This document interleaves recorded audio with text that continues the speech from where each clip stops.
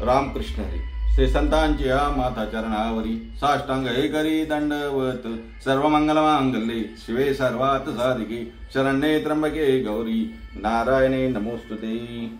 नवरात्रोत्सव विशेष आपली ही मालिका आणि या मालिकेमध्ये उदो बोला भाग 1 झालाय आणि आज नवरात्राचा दुसरा दिवस. नवरात्रोत्सव विशेष उदो बोला भाग 2.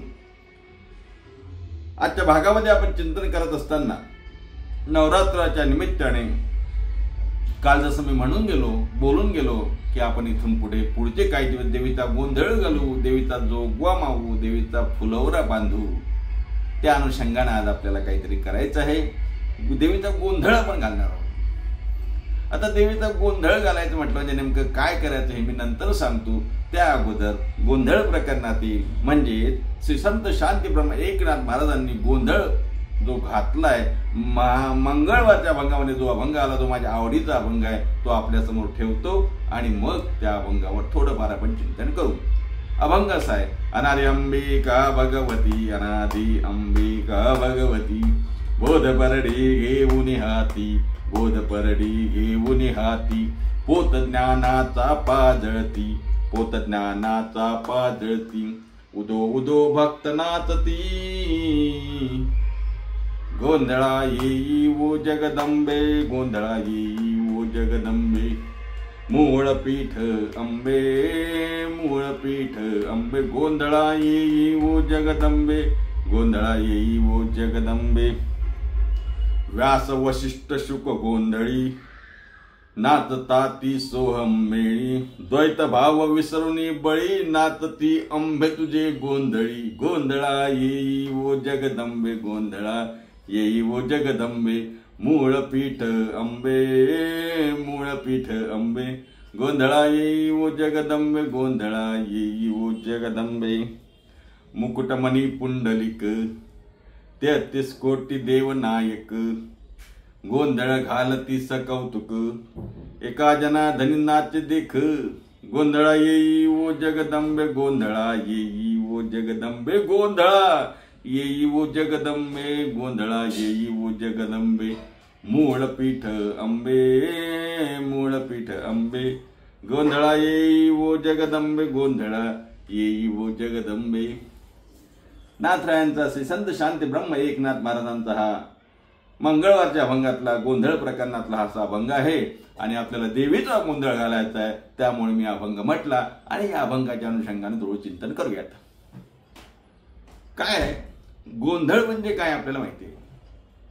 आपला गोंधळ नाही बरं का. गोंधळ म्हणजे देवीच्या कुळाचारा परंपरेप्रमाणे आपण आपल्या घरी गोंधळ घालत असतो नाही का. अनेकदा लग्न आहे, मुंज आहे, वास्तू आहे, काही आपल्या घरात म्हणजे काही आनंदाचे क्षण असतात त्यावेळेला आपण गोंधळ घालतो की नाही. घालतो ना. आपल्याकडे महाराष्ट्रामध्ये ही परंपरा आहे. खंडोबाचा जागर, नवरात्र गोंधळ, देवीचा गोंधळ आपण घालतोय. 3.5 शक्तिपीठामध्ये सर्व देवीचा गोंधळ घातल्याच्या आपल्याला माहिती आहे. देवीचा गोंधळ घालण्याची प्रथा आहे. आणि गोंधळ घालतात कोण, गोंधळ करतात कोण, तर त्याची गोंधळी हा समाज त्या ठिकाणी तो गोंधळ करत असतो. गोंधळी समाज म्हणजे कोण. अनेक प्रकारचे आपल्या इथे जाती व्यवस्थेनुसार शिंपी समाज, माळी समाज, ब्राह्मण समाज, अनेक कोल्हाटी वगैरे हे जे समाज आहेत तसा गोंधळी हा एक समाज आहे जो गोंधळ घालतो. आता त्याचा पेहराव वगैरे काही सांगायची आवश्यकता असं मला वाटत नाही. अंगामध्ये अंगरका, घागरा, पायजामा, लाल अंगरका वगैरे अशी जी पद्धत आहे. त्यामध्ये गळ्यात कवडीची माळ असते, संबळ असतात, त्या ठिकाणी कुंकू असतं. खंडोबाचा जर जागर गोंधळ असला तर भंडारा असतो. असे आपण बघितलंय. गोंधळी आपण बघितले. ते गोंधळी येतात आपल्याकडे, गोंधळ घालतात, जागर घालतात. म्हणजे काय करतात, म्हणजे रात्री गोंधळ घालतात म्हणजे देवीचं त्या ठिकाणी गुणगौरव करतात, देवीचं वर्णन करतात, देवीच्या चरित्र गातात, देवीची स्तुती करतात, देवीची स्तवन करतात. कोण करतात, ते गोंधळी करतात. एक प्रकारचं भजनच आहे नाही का. आणि त्या गोंधळामध्ये 2 वाद्य असतात. एक मोठं असते आणि एक छोटं असते नाही. आणि 2 काड्या असतात. एक काडी असते मला वाटते ती अशी अर्धवर्तुळाकार आणि त्याच्या मागे काडी, आणि एक काडीच असते नसते, आणि तो आवाज वेगळाच आवाज येतो नाही का. तो आवाज आल्यावर काहींच्या अंगात पण येतात. आता अंगात येते की नाही हा विषय मला इथे चर्चेला घ्यायचा नाही. 8-8, 10-10 दिवस आंघोळ न करताही म्हणते देवी अंगात आली. असू द्या. इथं रोज 3 आंघोळ करून देवाचं नामस्मरण करणारे, देवाची पूजा करणारे, सप्तशतीचे पाठ करणारे, ज्ञानेश्वरी वाचणारे, तुकोबाची गाथा वाचणारे, विष्णू सहस्रनाम म्हणणारे, रामरक्षा म्हणणारे, त्यांना स्वप्नात देव दिसत नाही म्हणजे यांच्या अंगात येतो. ठीक आहे, जाऊ द्या, आपला तो विषय नाही. पण मी का सांगतो आहे, असा हा गोंधळ घालणारी एक गोंधळी जात आपल्याकडे आहे आणि आपण आपल्याकडे त्यांच्याकडून गोंधळ घालून घेत असतो. मी हे का सांगतो आहे, आजचं हे प्रकरण गोंधळ प्रकरण आहे आणि आपणही गोंधळ घालणार आहोत. पण आपल्याजवळ कुठे संबळ वाजवायला माझ्याजवळ तुकोबार आहे, ज्ञानोबार आहे, नामदेव आहे, नाथ आहे, हे सर्व संत महात्मे देवाजवळ गोंधळ घालतात. पंढरपूरच्या पांडुरंगाजवळ गोंधळ घालतात, विठाबाईजवळ गोंधळ घालतात, महालक्ष्मीजवळ गोंधळ घालतात, भवानीजवळ गोंधळ घालतात आणि देवीचे गुणगौरव करतात. महाराज देवीचं स्तवन करतात. का हो, देवीचं स्तवन काय तुम्ही आम्ही आणि गोंधळी जात किंवा आपल्या घरी काही गोंधळ असला म्हणजे आपण करायचं, नवरात्रात करायचं एवढंच आहे का? नाही नाही नाही नाही नाही. अहो, देव सुद्धा देवीचं स्तवन करतात. आपल्याला माहिती आहे ना, पूजन करतात की नाही देव. ब्रह्मा विष्णू रुद्र आईचे पूजन करती हो. आपल्याला माहिती आहे का आरती? ब्रह्मा विष्णू रुद्र आईचे पूजन करीती हो. उदो बोला उदो बोला अंबाबाई माऊलीचा हो. उदो बोला उदो बोला अंबाबाई माऊलीचा हो. अंबेचा उदोकार करतात, जगदंबेचा उदोकार करतात. कोण करतात? ब्रह्मा विष्णू रुद्र. आणि जिथे हे त्रिदेव जर देवीचा उदोकार करत असतील, त्रिदेव जर देवीचं स्तवन करत असतील, पूजन करत असतील, गुणगौरव गात असतील, तर तुम्ही आम्ही करायला नको का?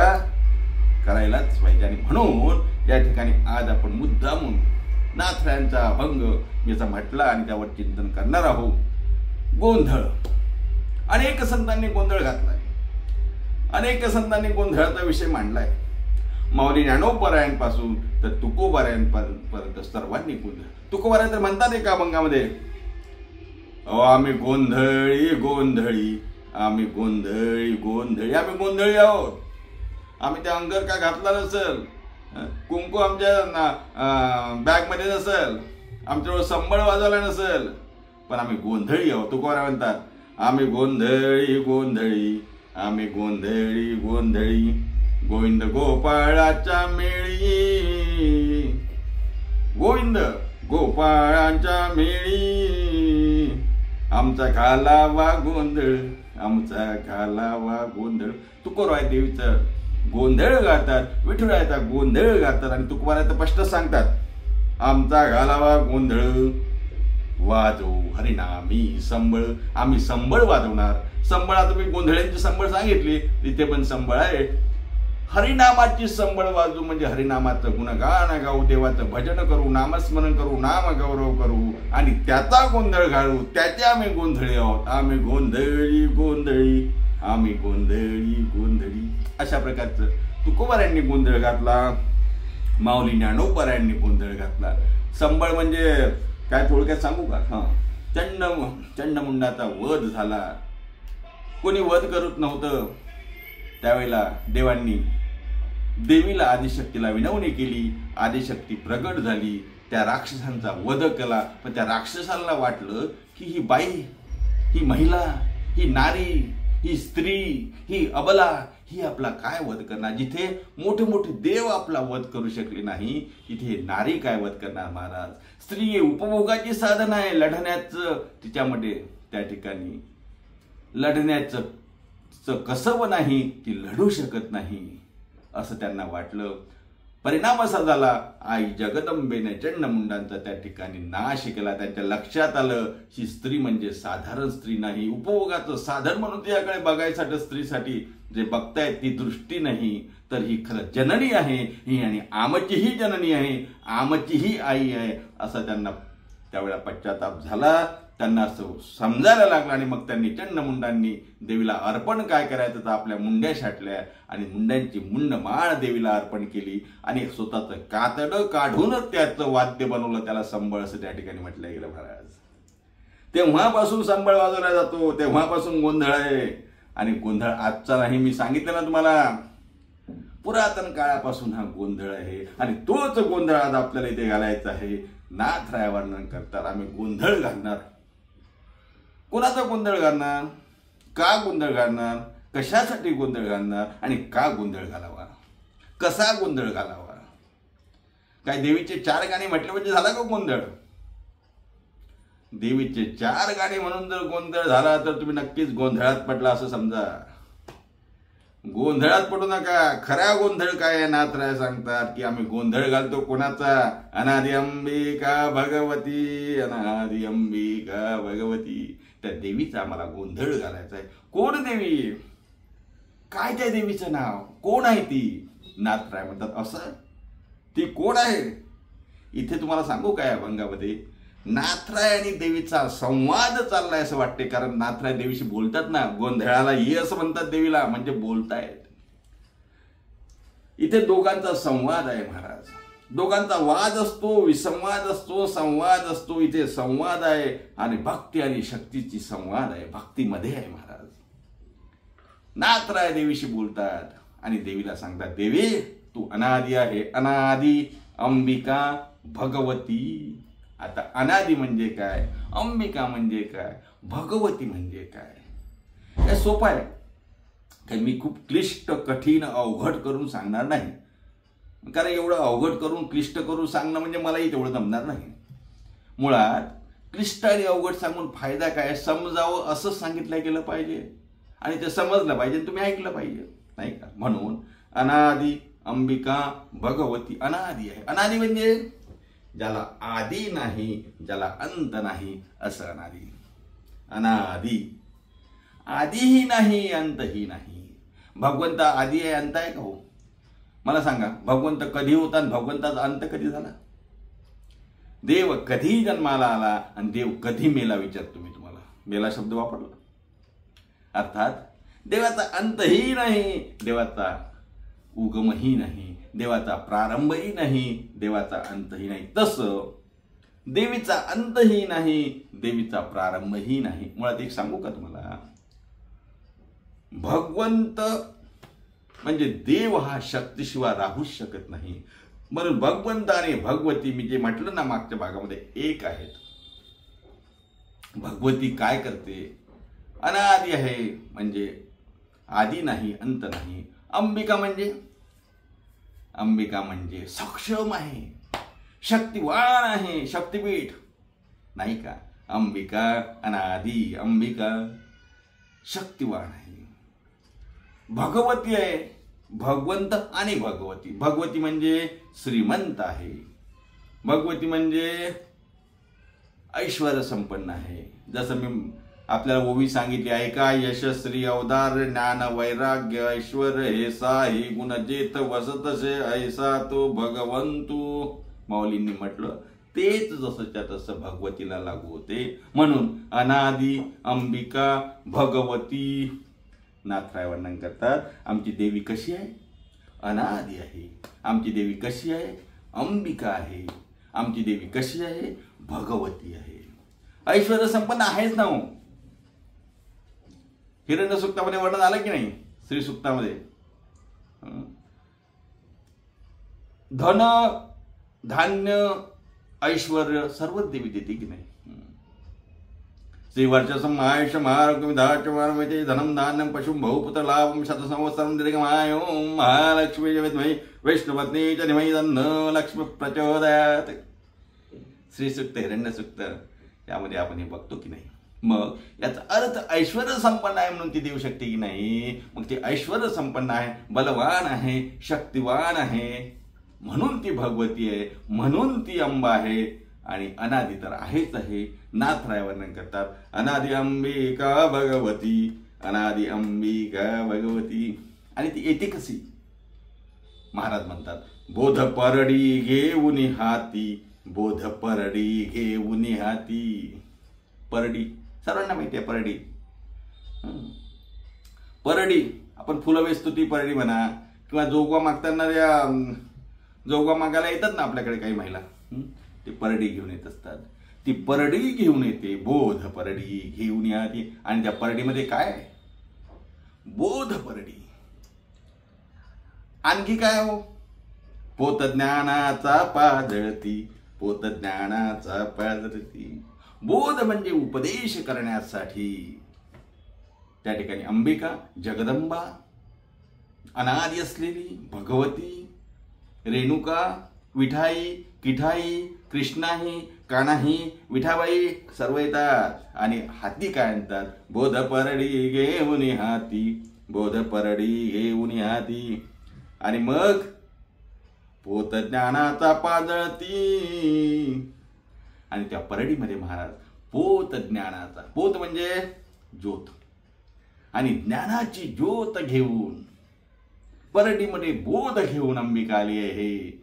पोत ज्ञानाचा पाजळती. आणि पाजळती शब्दाला आहे, एकदा ज्ञान दिलं संपलं नाही, इथे अखंड ज्ञान पाझरते आहे. भगवती आई बोधाची परडी घेऊन आली आहे आणि अखंड ज्ञान आपल्याला देते आहे, पाजळते आहे. आणि त्या ज्ञानाच्या प्रकाशामध्ये मग भक्तीमध्ये आपण समरस होऊन, भक्तीमध्ये आपण त्या ठिकाणी भक्तीकडे जाऊन तो ज्ञानाचा प्रकाश घेऊन आपला उद्धार करून देण्याचं सामर्थ्य त्या देवीमध्ये आहे. म्हणून अनादी अंबिका भगवती बोध परडी घेऊन हाती, पोत ज्ञानाचा पाजळती. पाजळते महाराज, पाजळते म्हणजे अखंड प्रवाह त्या ज्ञानाचा, पोत ज्ञानाचा पाजळते म्हणजे अखंड प्रवाह त्या ज्ञानाचा त्या ठिकाणी अंबिकेच्या परडीमधून होतो. जीव आणि शिवात, जीव आणि देव यामध्ये भेद सुद्धा ही अंबिका भगवती अनादी जी आहे ती करते. कारण तुम्हाला एक सांगू का, भगवंत देवीशिवाय कामच करू शकत नाही, तुम्हाला सांगतो. कारण परब्रह्म जे आहे महाराज, ते कुठलंही कर्म करत नसते, त्याला माया लागते. आणि ही माया म्हणजे ही देवी आहे. मला वाटते भारूड प्रकरणामध्ये मी माया शब्दावर बोललो होतो. आली कोल्हाटीन खेळाया सगुण गुण माया, आठवलं मला, सगुण गुण माया. आली कोल्हाटीन खेळाया सगुण गुण माया, आली कोल्हाटीन खेळाया. ही माया म्हणजे सुद्धा त्या ठिकाणी माया मोह सुद्धा भगवती आहे महाराज. माया आणि मोहामध्ये आपल्याला बंद करते ते सुद्धा भगवती, आणि त्यातून सोडवणूक सुद्धा करते ते सुद्धा भगवती आहे. मग मोह मायामध्ये आपण जर त्या ठिकाणी फसलो, त्यात आपण कुठेतरी अडकलो, तर त्यातून सोडवणूक कोण करू शकते, ती फक्त भगवती करू शकते. म्हणून तिला आपण बोलावतो आहे, ती आली आहे. आली कशी, परडीमध्ये बोध घेऊन आली आणि ज्ञानाचा पोत दाखवत आली महाराज. ज्ञानाचा दीप दाखवावा लागतो. ज्ञानाचा दीप संत महात्म्यांनी दाखवला, जसा भगवतीनं ज्ञानाचा पोत या परडीमध्ये घेतला. पोत ज्ञानाचा पाजळती. ज्ञानाचा पोत पाजळणं म्हणजे सोपे शब्द सांगू का, नामदेवरायांच्या भाषेमध्ये, ज्ञानदीप लावू जगी, ज्ञानदीप लावू जगी, ज्ञानदीप लावू जगी, नाचू कीर्तनाचे रंगी, ज्ञानदीप लावू जगी. ज्ञानाचा दीप असा लावायचा आहे महाराज. आणि तो ज्ञानाचा दीप लावायचं काम, ज्ञानाचा दीप आपल्याला अखंड पाजरत ठेवण्याचं, अखंड तेवत करण्याचं काम भगवती अनादी अंबिका करते. नाथराया म्हणतात, ती देवी अनादी अंबिका भगवती बोध परडी घेऊन हाती, पोत ज्ञानाचा पाजळती. आणि मग असं केल्यानंतर काय होतो, उदोकार भक्तनाथ ती, उदो भक्तनाथ ती. मग भक्त देवीचं हे रूप बघून, देवीचा हा बोध बघून, देवीचा हा ज्ञानाचा पोत बघून भक्त नाचतात. कसे नाचतात, उदो भक्त नाचती. देवीचा उदोकार करतात, उदो बोला अंबाबाई माऊलीचा उदोकार करतात, देवीचा उदोकार करतात. नाथराय म्हणतात उदो उदो भक्त नाथती. उदो उदो म्हणजे स्तुती करतात. आपण म्हणतो ना काय त्याचा उदो उदो करतो रे, म्हणजे त्याचं गुणगौरव करणं, त्याची स्तुती करणं. नाथराय म्हणतात अशी देवी अनादि अंबिका भगवती, तिचा आम्ही उदो करतो. उदो उदो भक्त नाचती. आणि मग नाचती शब्द वापरला म्हणून सांगू का, म्हणजे नाथरायांनी नाचायला सांगितलं का? हो हो, नाचायला सांगितलं. मग नाचायचं का? नाचणं हे भक्तीचं लक्षण आहे का? नाचणं हे जर भक्तीचं लक्षण आहे तर मग इतरच नाचण्याला तुम्ही टीका का करतात? लग्न समारंभामध्ये, विवाह समारंभामध्ये लोक नाचतात, मुलं नाचतात, ते डीजेच्या तालावर नाचतात. इथे डीजेच्या तालावरचं नाचणं नाही, इथे उदो उदो भक्त नाचती. नाचणं ही भक्ती आहे. मीराबाई नाचल्या, संत नाचले, भक्त नाचले. सुखे नाचा हो कीर्तनी, जय जयकार गरदावाणी. नामदेवरायाचं प्रमाण सुद्धा सांगितलं ना मी. वैष्णव सुद्धा नाचतात, पंढरपुरात नाचतात की नाही? वैष्णव कीर्तनात नाचतात, वारकरी कीर्तनात नाचतात, भक्त आरतीत नाचतात, सर्वजण नाचतात. पण ते नाचणं विभत्स नाही, ते नाचणं ब्रह्मानंदाचं आहे. आणि ते नाचावं का? जरूर नाचावं. तुकोबारा म्हणतात गाये नाचे उडे आपुलिया शंदे, गाये नाचे उडे आपुलिया शंदे. म्हणजे नाचावं, गावं, नाचावं, उडावं. मग मी जसं सांगितलं डीजेवरचं नाचणं त्यापेक्षित आहे का? ते नाचणं वेगळं. लग्नाच्या वरातीत नाचणं ते नाचणं वेगळं. पण इथे जो नाच सांगितला आहे हा भक्ती सुखाचा नाच आहे. देवी प्रगटली अनादि अंबिका भगवती, बोध परडी घेऊन हाती पोत ज्ञानाचा पाजळती. आणि मग हे झाल्यानंतर गोंधळाय महाराज. उद उद भक्त नाचती, गोंधळा येई ओ जगदंबे. अर्थात अशा प्रकारे भक्त नाचायला लागले आणि भक्ती रसात डुबले. देवीची प्रार्थना स्तवन करायला लागले. आणि मग देवीला प्रार्थना आहे गोंधळा येई ओ जगदंबे, गोंधळा येई ओ जगदंबे. अशा प्रकारे या गोंधळ प्रकरणामध्ये आज आपण थोडं प्रविष्ट झालो. गोंधळाचा थोडा विचार केला. नाथराय म्हणतात देवी गोंधळाला ये. आपणही देवीला प्रार्थना करू. देवी भगवती, अंबिके, विठाबाई, कृष्णाई, कान्हाई, किठाई, आमच्याही पुढे आमच्या नवरात्रामध्ये जे चिंतन चालू आहे याला आपण या ना, कृपा करून या. गोंधळा येई ओ जगदंबे, गोंधळा येई ओ जगदंबे. आज उदो बोला भाग 2 इथेच थांबू. पुन्हा भेटूया पुढच्या भागामध्ये उदो बोला भाग 3 मध्ये. तोपर्यंत सर्वांना रामकृष्ण हरी. मा भगवतीला चरणी आपण नमस्कार करू. उदो बोला अंबाबाई माऊलीचा पुंडलिक वरद्या विठ्ठल श्री ज्ञानदेव तुकाराम दत्तात्रय जनार्दन श्री एकनाथ माऊली ज्ञानेश्वर महाराज की जय. जगद्गुरु तुकाराम महाराज की जय. शांती ब्रह्म श्री संत एकनाथ महाराज की जय.